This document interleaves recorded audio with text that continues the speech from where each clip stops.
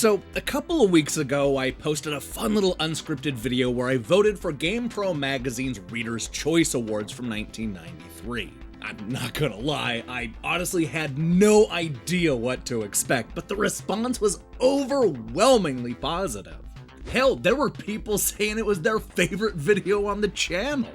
So, I figured, damn, with that kind of response, let's just do it again. I'm no fool. Give the people what they want. But instead of filling out another awards ballot, I wanted to switch things up a little bit and look at a different part of the magazine business. What I have right here is the GamePro Reader Survey, and this probably looks familiar. Pretty much every magazine had something like this at one time or another, and it's designed to get feedback about who the reader is and what they want out of each issue. This particular survey comes from 1992, which was an exciting time for GamePro magazine. Not only were things heating up in the games industry, but this was also around the time that J.D. Roth was hosting a syndicated show called GamePro TV. This is one of the most comprehensive surveys that I could find, and you better believe that I have a few things to say about it. Unfortunately, it looks like I'm not going to be able to win any of the games or prizes that were given away back in the day. But that shouldn't take away from all the fun we're about to have. So, without further ado, I have a pencil in hand and I'm ready to answer all 35 questions. Let's do this.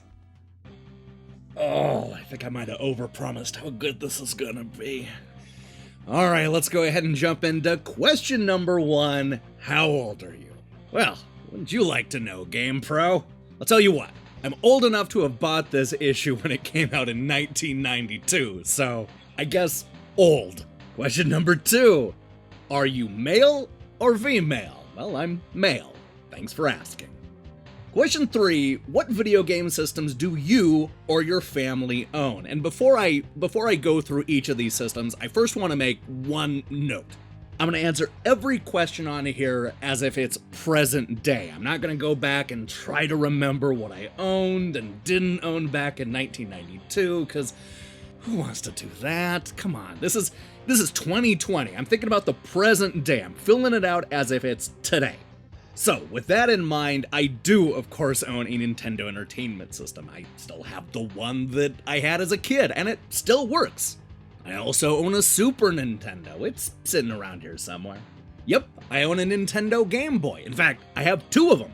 I'm one of those crazy people that got it on the very first day, the original version of it, with the one that came with Tetris. I could not wait. I was so excited about it. Yes, I do own an Atari Lynx. In fact, I have both the original that kind of looks like a surfboard, and I also have the one that's slightly more compact. And I mean, that's the better version of it, but they're both pretty good. I love the Lynx. Unfortunately, I do not own a Turbo Express. I just couldn't justify spending that much money on a portable game system, and those things ate up so many batteries. Oh my goodness.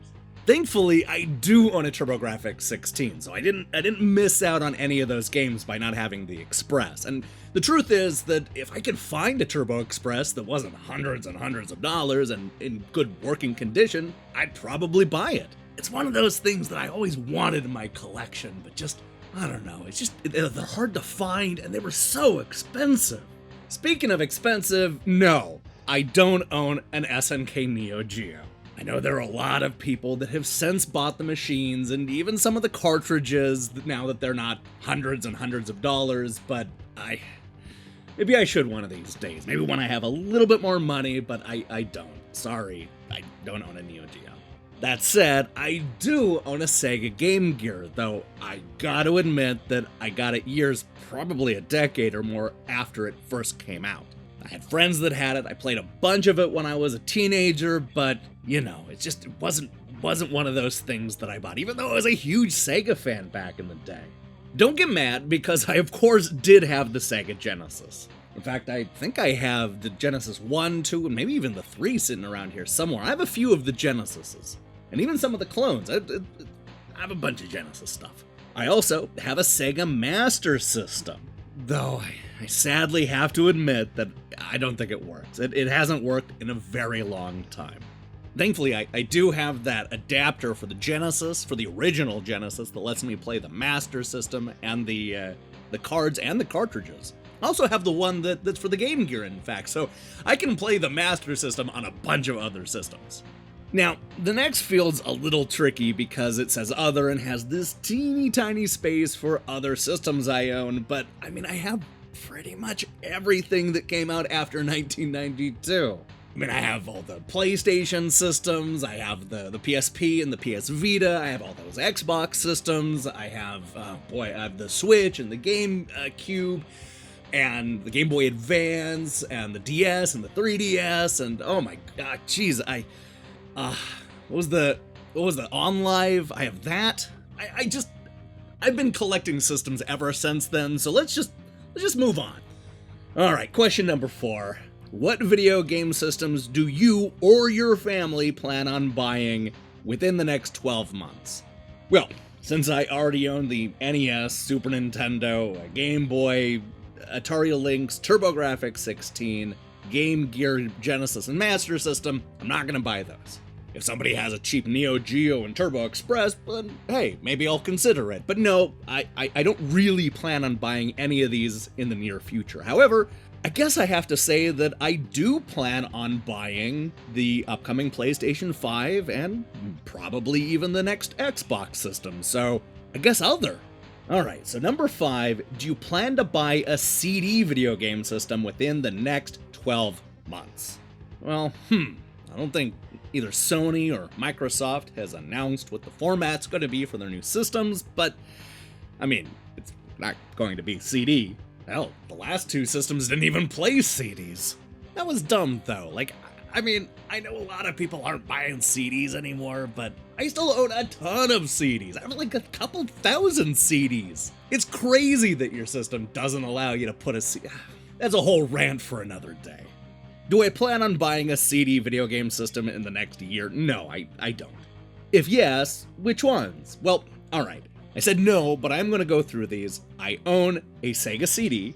I do own the TurboGrafx CD, but I never did pick up the Turbo Duo. That's one of those things that I always wanted but never bought. And right now there's an auction going on for the Super Nintendo CD-ROM, and I just don't have the hundreds of thousands or maybe even $1 million that it's going to go for at auction, so sorry, I don't plan on buying that in the next year. Number 7, would you rent a CD video game system before buying one? Well, I never did rent that many game systems. I mean, I remember back in the day, like Hollywood Video and Blockbuster and a few of the other big chains, and even some of the mom and pop shops, they would have systems to rent. They were always pretty expensive, and I was always the kind of person that would end up just buying the systems and just renting the games. So, no, I don't plan on doing that. Would you rent CD video games before buying them? I mean, I would, but who's renting CD games anymore? You know, now that I think about it, I don't even remember the last time I rented a video game. I've never had a subscription to, like, GameFly or anything like that. So I don't know. I guess no. I wouldn't. I'd just buy them. And that, my friends, is why I have a bunch of crap. The other thing is that back in the day, there weren't that many places renting out CD games. Like, I grew up in a small town. In fact, I grew up in the same small town that Kurt Cobain came from. I went to the same high school as Kurt Cobain. Not at the same time.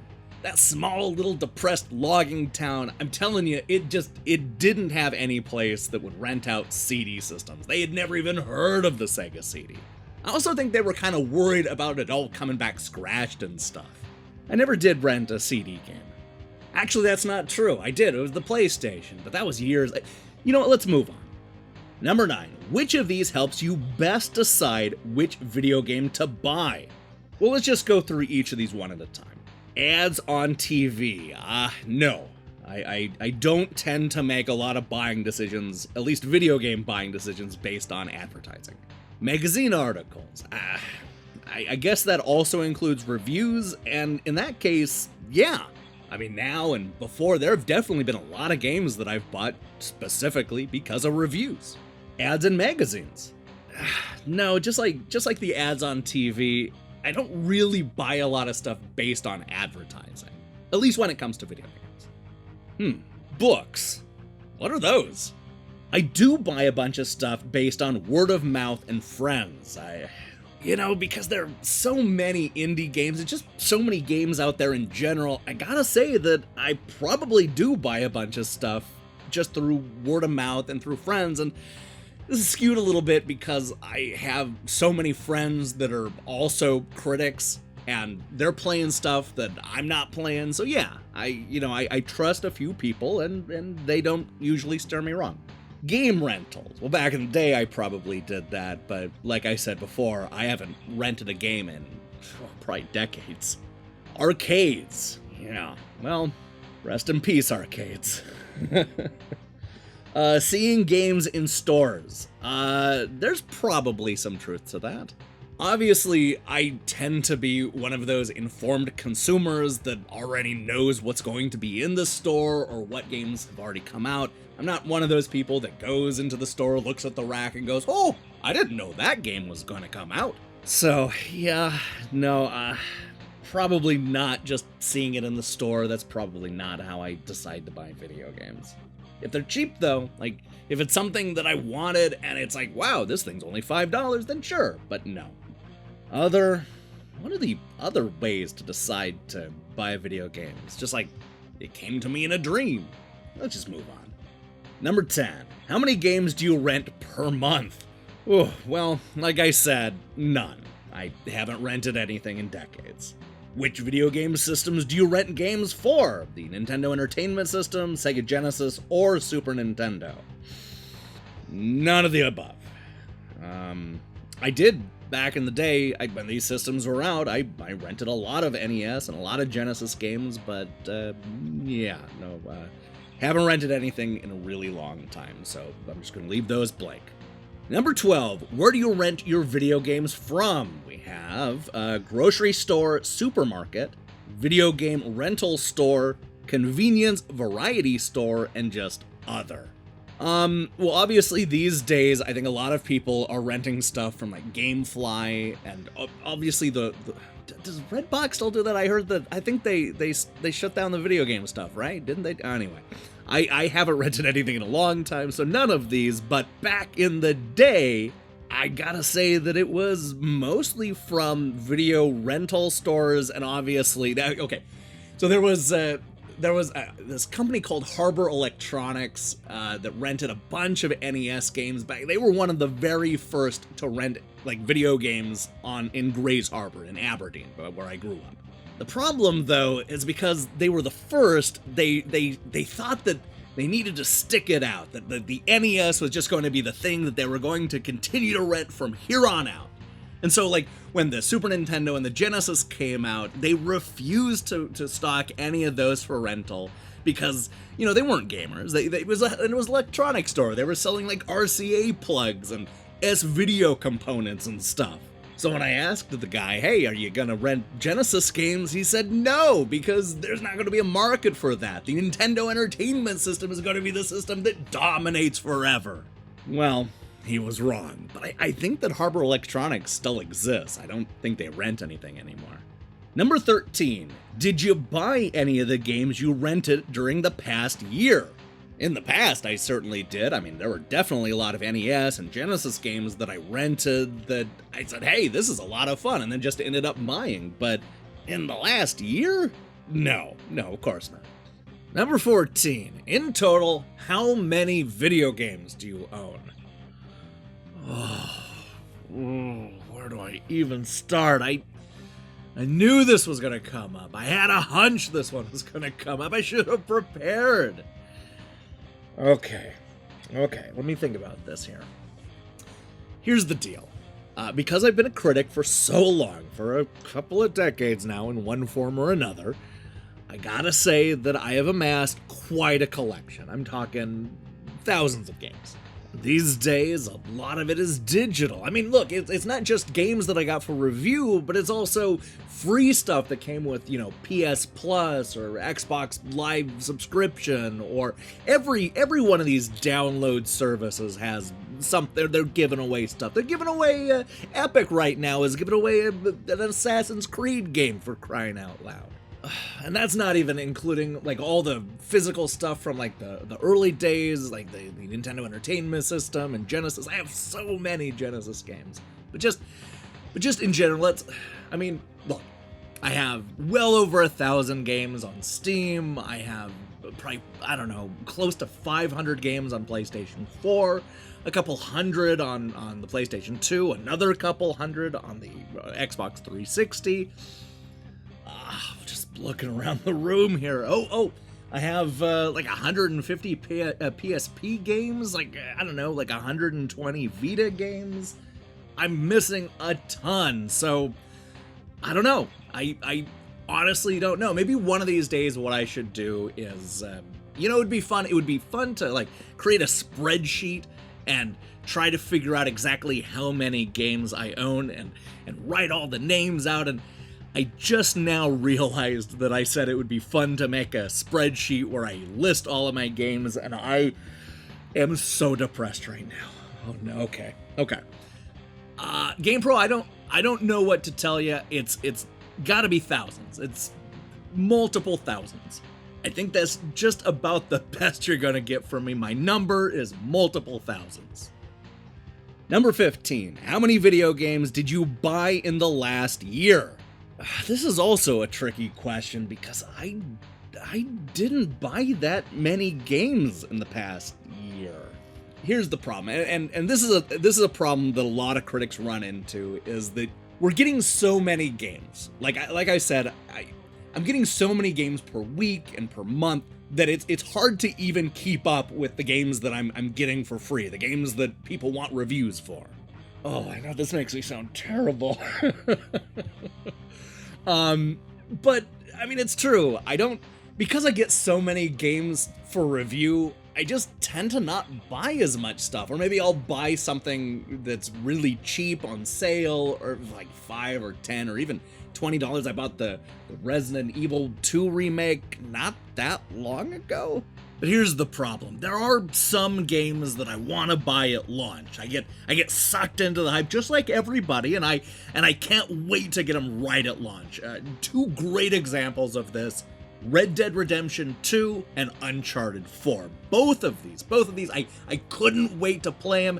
Neither of them I've beaten. Hell, I probably haven't played 2 hours of either of them.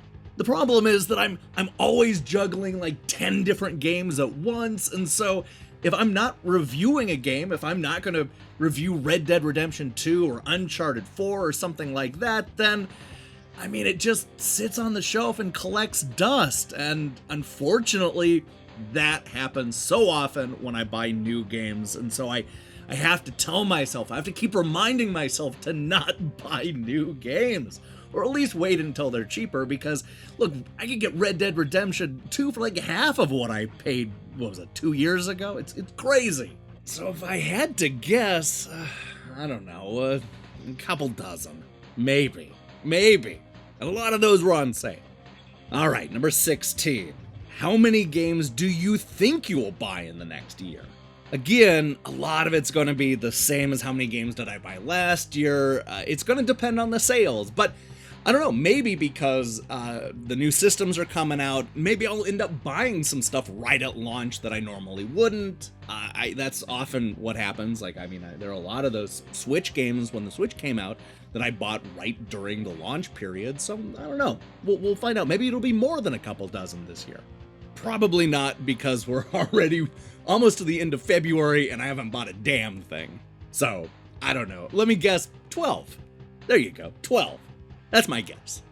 Number 17. On average, how many weeks do you usually play a game cartridge before you master it or decide to move on to another game? Weeks, huh?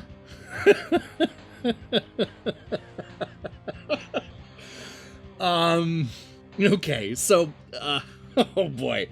Obviously, there are some games that I will play for weeks. Especially these days with like online games or with games with a lot of downloadable content, then that extends it to a certain extent. I mean, it's years and I still play a lot of Rock Band 4, and don't judge me, I put a lot of time into Fortnite, for example. So like, in that case, it would probably be, over 10 weeks, but it's not because I've mastered it or moved on to another game. The thing is that I'm just always playing a lot of games at once. Like, I'm trying to get out, 2 or 3 reviews per week, and even then I'm probably playing, 5 or 6 or 7 or 8 games at a time, so weeks, I gotta say 1 or 2 weeks, but let's be honest here, it's probably like a day, and then I moved on. There are a lot of games I've played for just a couple of hours, I'm just like, moving on. Speaking of moving on, number 18, where do you usually buy your video games? Alright, we got a computer store, department store, discount store, electronics store, mail order, oh boy, mail order, stereo TV store, toy store, or video game store. In 2020, a lot of those are kind of the same thing now. Like, what's the difference between a computer store and a video game store and an electronics store? A lot of that have kind of merged, and that's just, Best Buy is just kind of all of this. But if I'm being honest, I think a lot of it's going to be other, because a lot of the stuff that I end up buying is digital, because it's, especially when it's on sale, like when it's, a $60 game that's now $7.99 or $10 or something like that. I'll just go where the cheapest price is usually, and oftentimes it's on the PlayStation Store or something like that. I also spend money at Amazon and other game retailers. Wherever it's cheap usually, wherever something's on sale, especially months or years after it came out. So I don't really know what to check off here except for other. Number 19. What types of games do you enjoy playing the most? Alright, we're just going to mark off each of the ones that apply to me, and I guess you'll get a little feeling about what games I'm into. So I'm going to mark off adventure games. I like playing adventure games. I like role-playing games. I don't review a lot of them because, a lot of them are really long, and if I'm going to review 2 or 3 games per week, I can't be spending 50 or 60 hours on a role-playing game. I love puzzle games, all kinds of puzzle games. Educational games are fine. That's not something I spend a lot of time playing, though, so I guess I won't mark that one. I like driving games, racing games, of course, fantasy games. I'm not entirely sure how fantasy games are different from either adventure games or role-playing games. I like space games. I assume that means like shoot 'em ups and stuff like that, but that doesn't always apply to space, I guess. I like war games. I'm not a big fan of war, but there are definitely a lot of war games that I've enjoyed over the years. I'm not super into sports games, at least sports simulators. I love, like NFL Blitz and NBA Jam and a lot of the more arcadey stuff, but on a whole, no, I'm gonna say no. Movie games. Well, I guess not really, but it's not really a genre. There aren't that many of them these days anymore. It's not like the old days where there was just whatever movie came out, even if it's like something that doesn't appeal to kids, like they did a video game based on Platoon. Like, what 8-year-old kid was excited to get the Platoon game? I'm just gonna say no. And then other, of course, there are a bunch of genres that I would add here that they didn't, first person and third person shooters, obviously. I'm not a big fan of the term, but like roguelikes, there's a bunch of stuff that I'm just gonna say, yeah, there are a lot of other genres that I also like. Let's move on, though. Number 20, about how much time per week do you spend playing video games on either your system or someone else's system? Oh, no. Less than an hour? No. 1 to 5 hours? No. 6 to 9 hours? No. 10 to 14 hours? 15 to 20. This is in a week. And in a week, I'm trying to review a bunch of games. I'm playing a lot of stuff just for fun. I've got to go with probably over 20 hours. Yeah. Oh boy. All right, so that brings us to the second page. Now, this is, we're going to go back to question number 1, and this is going to be more about my readership of GamePro as opposed to like what systems I own and where I rent games from and stuff like that. So let's just talk a little bit about GamePro magazine. All right, question number 1, how long have you been reading GamePro? So we got less than 6 months, 6 months to less than 1 year, 1 to less than 2 years, 2 to less than 3 years, or 3 years. There's not a spot for other for more years. There's not a 3+ years, which is unfortunate because obviously that wouldn't make sense back in the day. The magazine came out in what, 1989, 88, 89. Anyway, it came out in the late 80s, and this is 1992, so 3 years is pretty much the maximum. I'm still reading it to this day, so, I guess 30 years? There's not a place to write that in, but that's the honest truth. I'm still reading these issues. We're still doing a video about these issues, so I guess 30 years. Number 2, in total, how many times did you pick up and look at or read this issue of GamePro? I'm not sure why they've given us this much space to answer what is essentially just a number question. Okay, so this came out of the November 1992 issue, and it is one that I've gone back to look at quite a bit recently, and I'm sure I read it a lot back in the day. I mean, this isn't the only GamePro issue that I'm reading, obviously, so I don't know. Enough? I don't know how to answer this one. Number 3, besides yourself, how many people looked or read this issue of GamePro? I mean, total? I mean, probably quite a few people if they had a lot of subscribers back in the day, but I don't think that's what they mean. They're probably asking about friends and family and stuff like that. The truth is, I don't really have anybody in my life that likes to read old magazines like I do. I think that's kind of a niche hobby, and it's kind of population 1. So for this particular issue, I gotta say it's probably just me.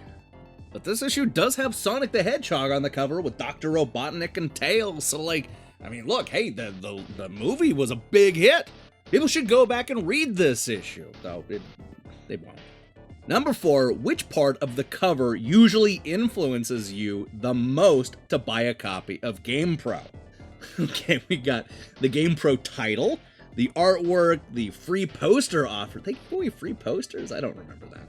Contests, the headlines on the cover that tell you what's inside, or other.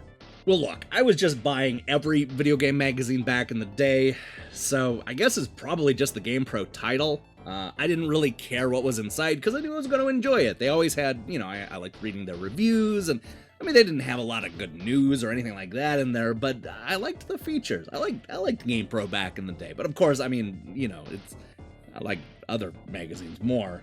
But yeah, but probably just the title. That makes me sound so shallow. Screw you, GamePro. All right, number 5. How do you usually get your copy of GamePro? Subscribe, given to me, buy, or other. I suppose the other is just steal it off the rack.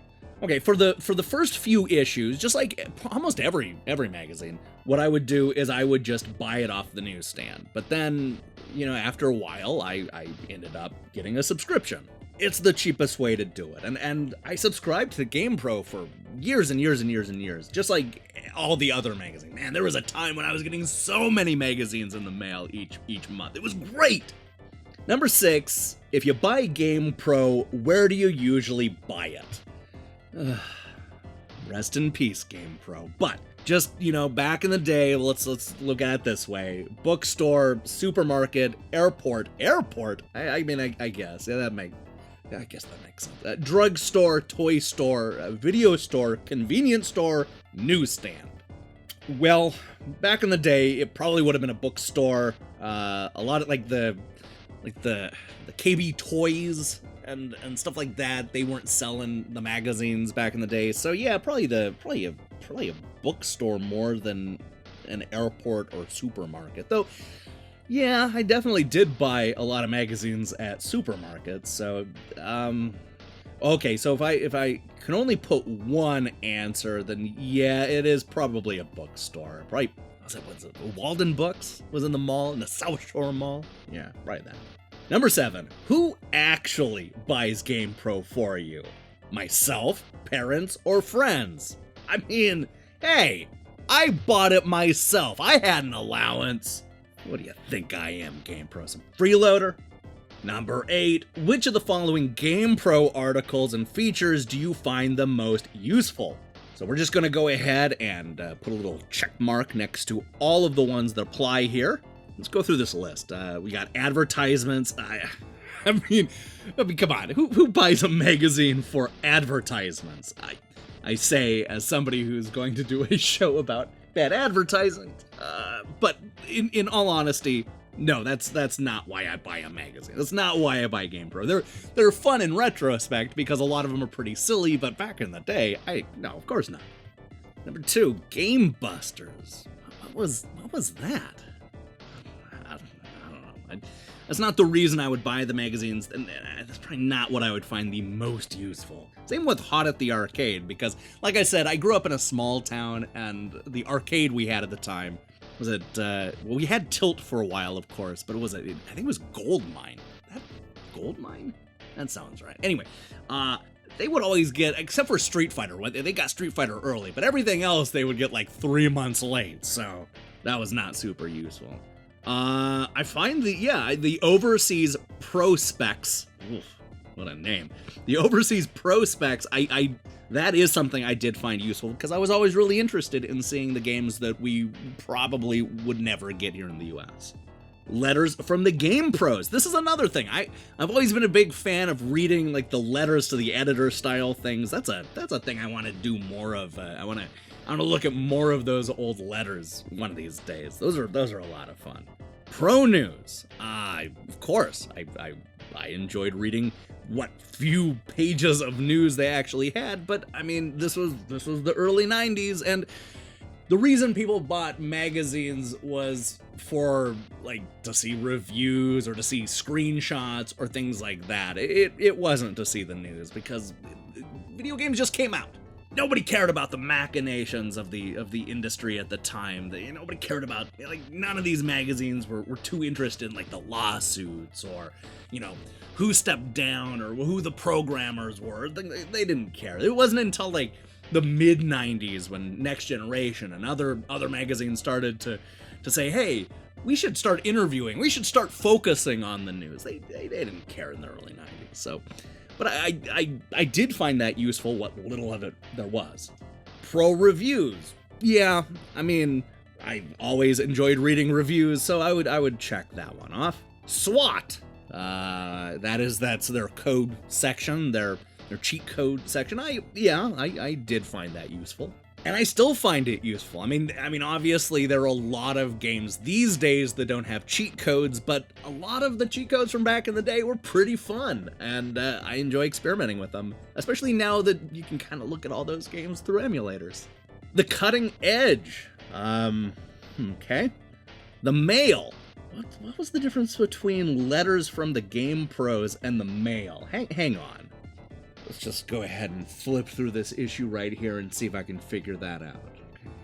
Oh, okay. The letter from the GamePro's was the editorial that was at the front of the magazine that kind of explained, like, it had an opinion about something that was going on in the industry at the time. And okay.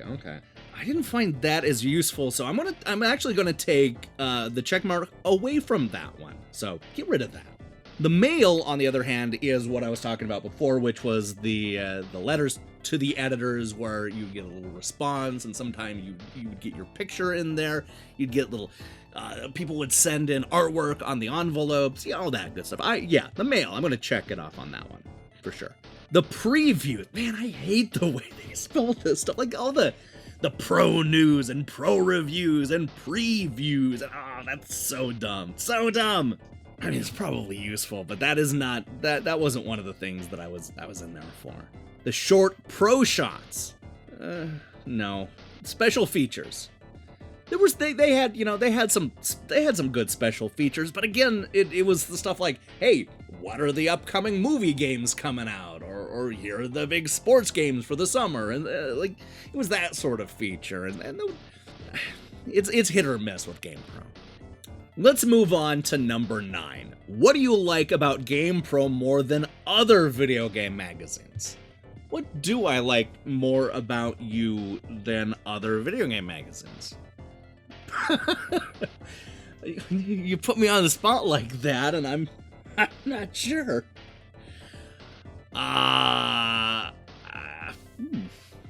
You know what? I guess it's probably the fact that you had the Adventure of GamePro comic. I know a lot of other magazines had comics, but I liked that it was a continuous story, and yeah, so okay, the Adventures of GamePro. I think that is probably the best thing about GamePro magazine, and the thing that I was probably the most interested in at the time. Especially since I was buying Die Hard Game Fan and Electronic Gaming Monthly and all those other publications. So yeah, I think that's my favorite part, especially now looking back at it. I think that's my favorite part about GamePro. There you go.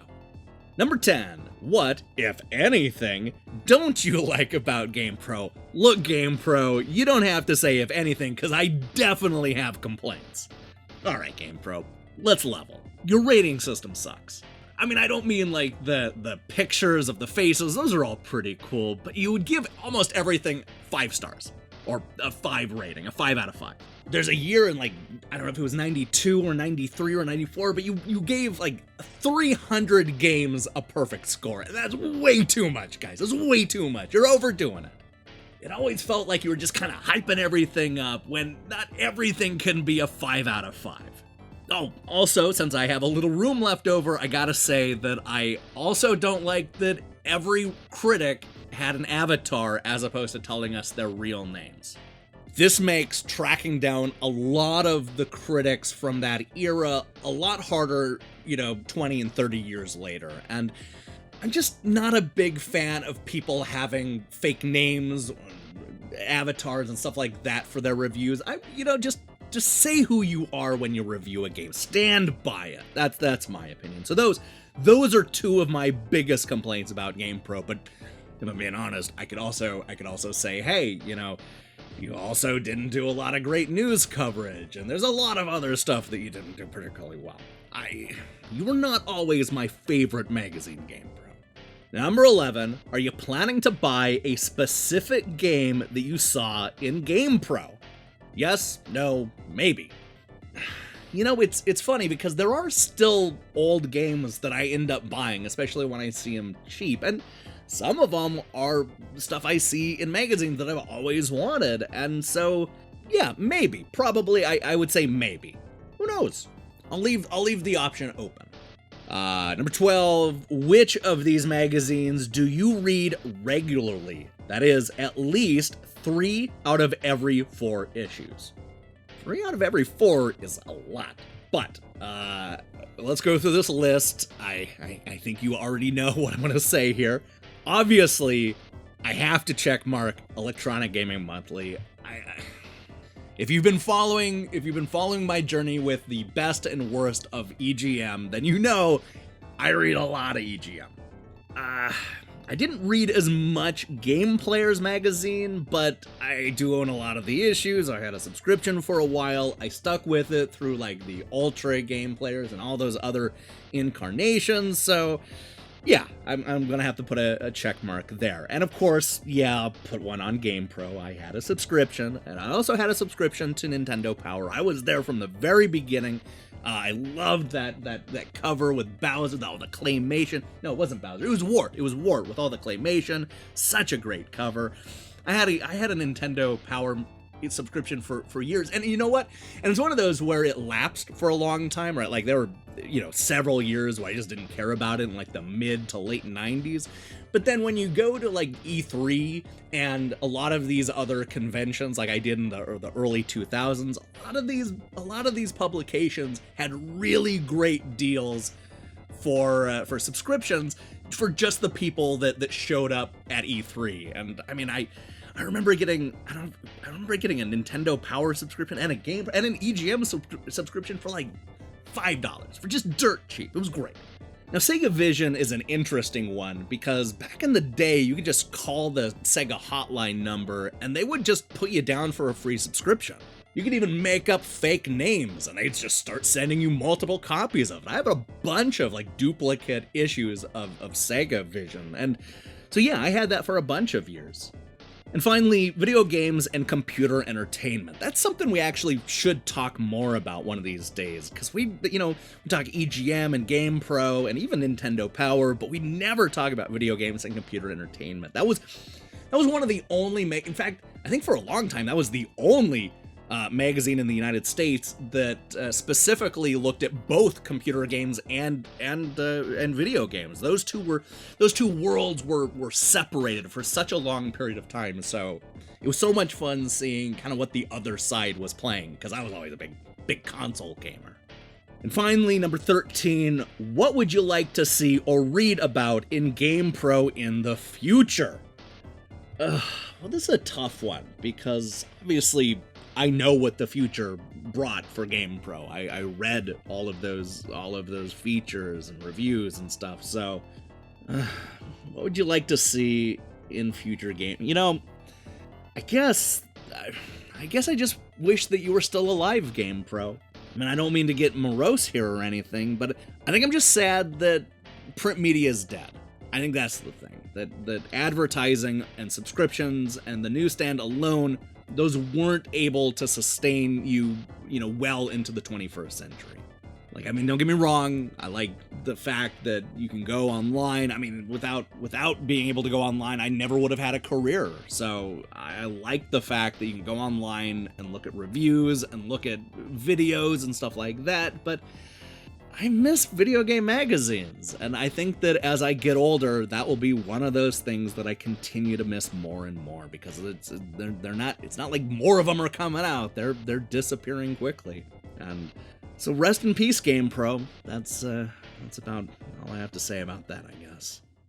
Now that brings us to the final two questions, and both of these deal with the GamePro TV show, which was a syndicated show that was happening like in 91 and 92, and maybe even went into 93. I don't remember the exact years, but it starred J.D. Roth, and it was more or less just a syndicated extension of GamePro magazine.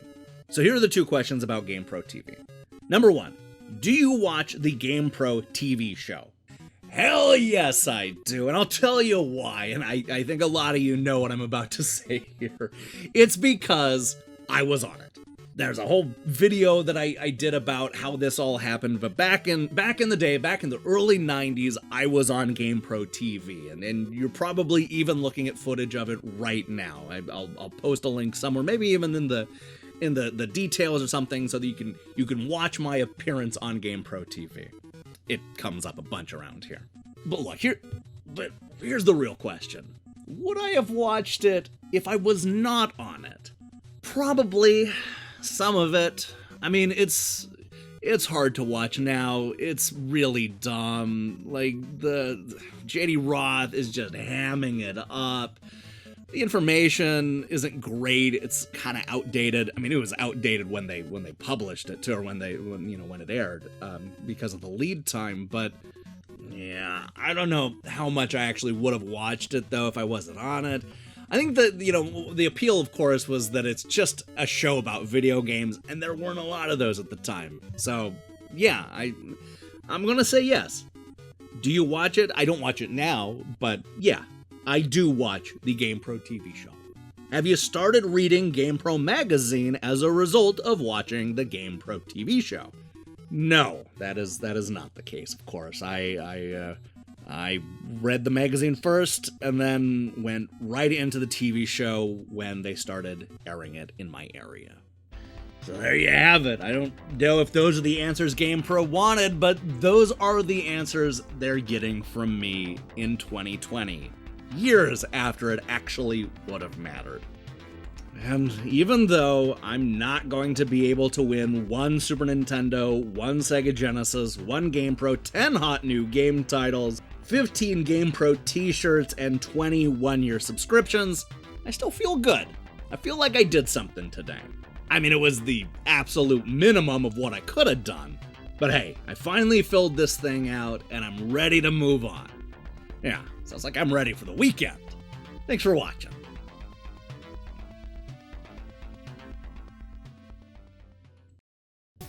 Hey, thanks for watching me fill out this survey. That's something, right? If you liked what you saw here, and I can't imagine you not liking what you saw here, then you should know that we post new reviews and features almost every day. Now here's the question I have for you. Have you ever won a contest through a magazine or a website? Fun fact, I won a big box of Castlevania Symphony of the Night stuff back when that game first came out. It was from one of those magazines. I forget which one. I need to look that up. It had the soundtrack, a book, a t-shirt, and of course, the game. Let me hear your stories in the comments below. You know that saying, when it rains, it pours? Well, I got at least a dozen games in for review today, including that Double Dragon bundle, One Finger Death Punch 2 on the Switch, Conglomerate 451, Theme Park Simulator, Townsman, and so much more. Expect to see some of that next week. In the meantime, I strongly recommend you click that subscribe button and support what we're doing here. Until then.